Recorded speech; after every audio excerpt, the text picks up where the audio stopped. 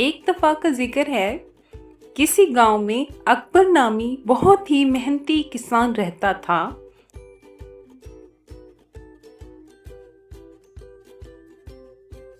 اس کے 2 بیٹے علی اور سلیم تھے، لیکن وہ دونوں کام نہیں کرتے تھے۔ اکبر اپنے بیٹوں اور اپنے کھیت کے مستقبل کے بارے میں سوچ کر افسردہ رہتا تھا۔ ایک دن اکبر کو ایک ترکیب سوجھی۔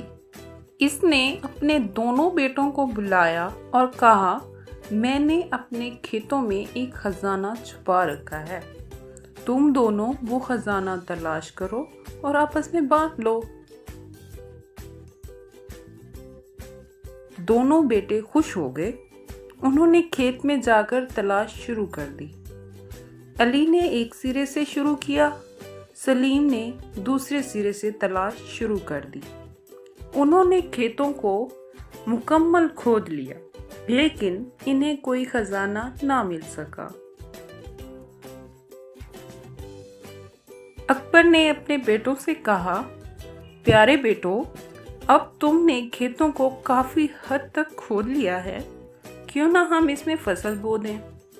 بیٹے کھیتوں میں فصل کو بونے میں لگ گئے،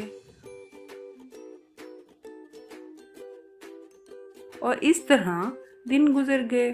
جلد ہی فصلیں سرسبز و شاداب ہو گئی۔ بیٹے خوش ہوئے۔